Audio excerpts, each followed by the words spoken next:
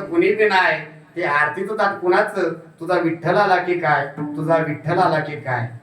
मायबाप हे दृश्य फक्त त्या ठिकाणी महाराष्ट्रात पाहायला भेटतं. याचं नाव आहे जिव्हाळा.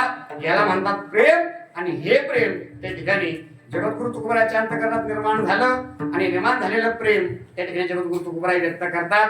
तुम्ही विश्वनाथ दीन रंगमी अनाथ. मायबाप तुम्ही त्या ठिकाणी विश्वाचे नाथ आहात आणि मी दीन आहे, रंक आहे, अनाथ आहे. जगद्गुरु तुकोबराय काही हरकत नाही. त्या ठिकाणी तुम्ही एवढं लहानत्व धारण केलं, एवढी नम्रता धारण केली. तुमचं नेमकं म्हणणं काय? महाराज म्हणणं सांगतात अभंगाच्या दुसऱ्या चरणात.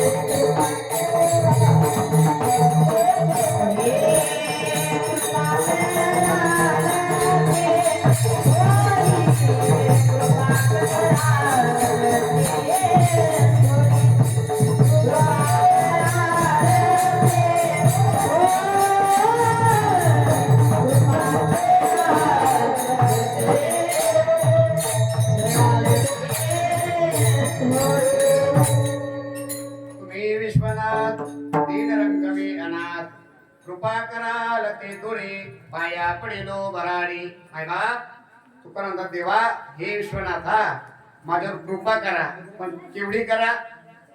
थोडी करा. कृपा कराल ते थोडे पाया पडेलो भराडी. कृपा हा शब्द अत्यंत महत्वाचा आहे. पण महाराज आजकाल जर आपण पाहिलं तर कृपा या शब्दाची एवढी पायमल्ली झाली की लोक त्या ठिकाणी कृपा शब्द कुठं वापरतील याचा अंदाज राहिला नाही. जगाच्या पाठीवर दोनच लोक कृपा करू शकतात, एक भगवान परमात्मा आणि दुसरे संत.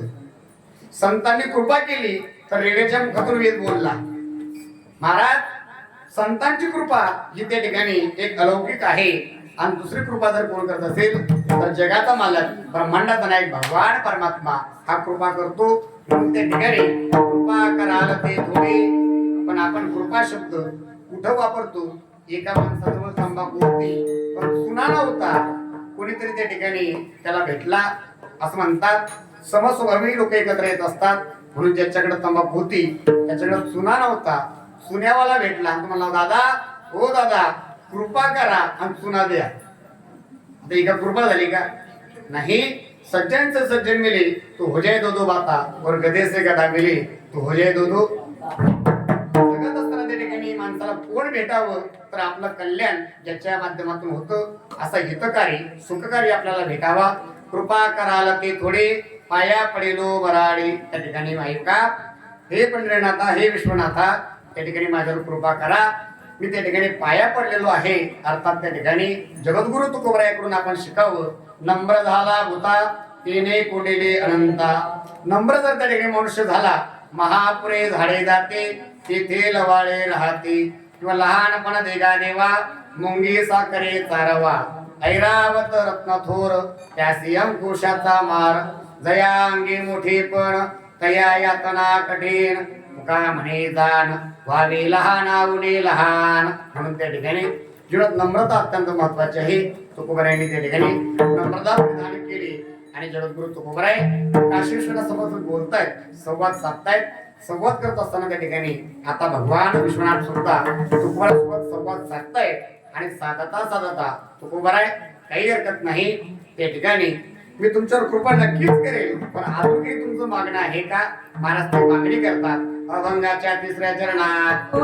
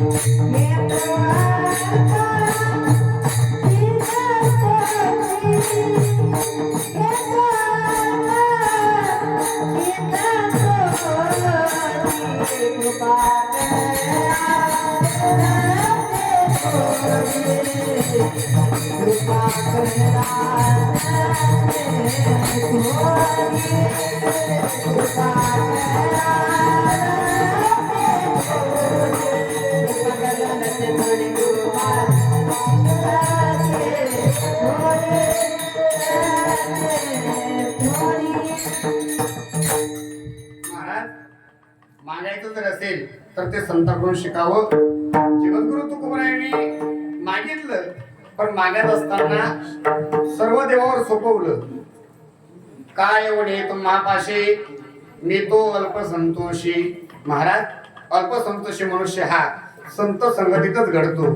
जर आपण त्या ठिकाणी प्रपंचात पाहिलं तर संतोष राहिलाच नाही. प्रत्येकाला विचारा, प्रत्येकाच्या मुखात आहे एकाचे 2 हो, 2चे 4 हो, येल मांडवावर जाऊ आणि बंधात वजन खाली येऊ. संतोष राहिला नाही. महाराज, एक छोटासा मुलगा होता, अत्यंत खोडकर होता. आणि खोडकर असताना त्या ठिकाणी मी नेहमी सांगतो, मनुष्य कसा आहे हे जर विचारायचं असेल तर एक तर आईला नाही तर बाईला, या 2 लोकांनाच माहित असतं मनुष्य कसा आहे. आणि मनुष्य कसा आहे विचारायचं असेल, गावाला विचारू नका, भावाला विचारू नका, भावकीला विचारू नका, नातेवाईकाला विचारू नका. एक तर आईला विचारा आणि दुसरं बाईला विचारा. महाराज, छोटासा पर्वत एवढा खोडकर होता, एवढा खोडकर होता की काय त्याच्या खोड्याचं वर्णन करावं. घरी एकदा कुठेतरी महाराज आले आणि महाराज आल्या आल्या हा पोरगा पळतच गेला आणि गेल्या त्या पोराने एक तांबर बासुंदी महाराजला नेऊन दिली. बाबा, ओ बाबा, साधू संत येते घरा, तोची दिवाळी दसरा, धन्याजी दिन झाले संताचे दर्शन. प्रमाण पाठ होते. तू पळत गेला सांगितलं, बाबा बासुंदी प्या बासुंदी.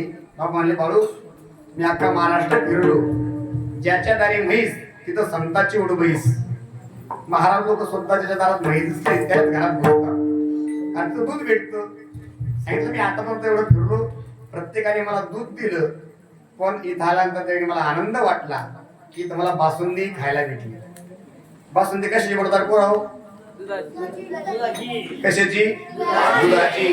महाराज आमचे महाराज एवढे भारी, दूध दिलं की बासुंदी मागतात आणि बासुंदी आली की दूध मागतात. विढाल विढाल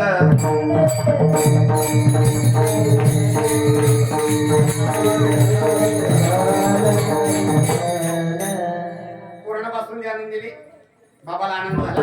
बाबाने बाळू फार संस्कार संपन्न आहे. बासुंदी दिली. बाबाने बासुंदी प्यायला सुरुवात केली. पण पित असताना शेवटी वारकरी होते आणि काही ते महाराज मंडळी फक्त प्रसादाला हात लावतात, वाटून द्या म्हणतात. पण बाबाने पाहता पाहता अर्ध्या तांब्या बासुंदी पिली. पण बाबाच्या लक्षात आलं. बाबाने बाळू, ए बाळू, जेवढी बासुंदी मला दिली घरात कोणी पिणार नाही का? कोणी बाबा पिणारे सगळेच येईल. म्हणजे मग सगळे पिणारे असताना मला तांबर का दिली? म्हणला बाबा त्या बासुंदीत मांजरीनं तोंड घातलं होतं. असे लेकरं खोडकर असतात. एक खोडकर लेकरू त्या ठिकाणी फार खोड्या करायचं आईला माहित होतं. एक आजीबाई बोरं विकण्याकरता आले. टोपलंभर बोरं होते. विकत विकत ते मायमाऊली वाड्यात आली आणि आल्याला बाईला पाहिलं, लेकराकडे पाहिलं, सांगितलं बाळू, ए बाळू, पाहल्या पाहल्या कोरोना इकडे पाहिलं. आणि महाराज नजरेची भाषा असावी, माणसाला डोळ्यातून कळावं की पुढचं म्हणणं काय आहे. मायमाऊली बोरं विकण्याकरता आले. सांगितलं हो ताई, ताई घ्या ना बोरं. बाईने सांगितलं हे पा, आमच्या घरी बोरं कोणी खात नाही. बोरं आंबट आहे, बोरं चिंबट आहे. बोरं जर खाल्ले तर लेकरं बिमार पडल्याशिवाय राहणार नाही. बाई म्हणजे असं करा, नका घेऊ बोरं, पण तांबर पाणी तरी पाजा. ऐका, दारात जर कोणी आला ना, कोणी मागणारा आला, कोणी व्यावसायिक आला तर तांबर कमी पाणी द्या. असलंच आपल्या घरी तर एखादी भाकर द्या. आणि हे जर होत नसल तर चाळणी घ्या, त्यात पाणी घ्या आणि जीव द्या. विढाल विढाल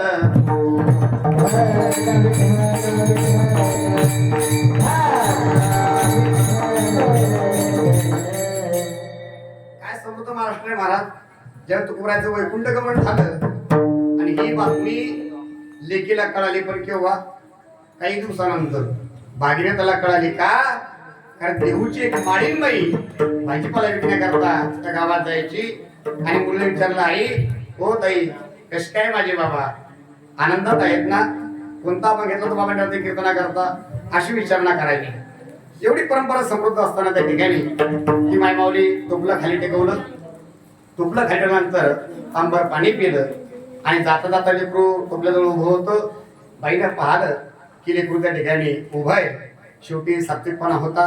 तांबर पाणी पिलं आणि माणसाला जाणीव बसावी, माणसाने कृतज्ञ असावं, कृतज्ञ नसावं. तांबर पाणी पिलं. जर तुम्ही आपल्याला कोणी तांबर पाणी दिलं तर आपण त्याला तांबर पाणी दिलं पाहिजे. जर कोणी आपल्याला प्रेमाशी बोललं असेल तर आपण प्रेमाने बोललं पाहिजे. कोणी आपल्या घरी लग्नाला आला असेल तर आपण लग्नाला गेलं पाहिजे. आणि कोणी जर आपल्या मातीला आला असेल, तुमच्या आता लक्षात आलं, माणसाने कृतज्ञ असावं. आणि म्हणून त्या बाईने सांगितलं, हे बाळू घे बोरं. तू फक्त उभा होता. बाळू बोरं घे. पोरांना हात सुद्धा लावला नाही. मायमाऊली उठली, उंजळ भरून बोरं घेतले आणि लेकराला खिशात टाकले. खिशातून बोरं बाहेर पडायला लागले. अक्षरशः बोरं खाली पडले. टोपलं उचललं, बाई चालल्या गेली. पोराच्या विचारलं, बाळू काय घेतलं नाही बोरं? तुम्हाला आई, हे आई मी काही येणार आहे का? बोरं जर घेतली असते तर माझा हात येऊन सांग, आणि त्यात बोरं बसून बसून 2 बोरं बसले असते. मी हात लावला नाही म्हणून त्या मायमाऊलीनं गोंधळ भरून बोरं दिले. तसं जगद्गुरु तुकोबाराय भगवंताकडे मागणी करतात. पण मागणी करत असताना काय ओढे तुम्हा पासे, मी तो अल्पचे संतोषी तुकोबाराय. काही हरकत नाही, मला तुमची मागणी कळाली. पण नेमकं काय पाहिजे? महाराज ते सांगतात अभंगाच्या शेवटी, तुका म्हण देवा, तुका म्हण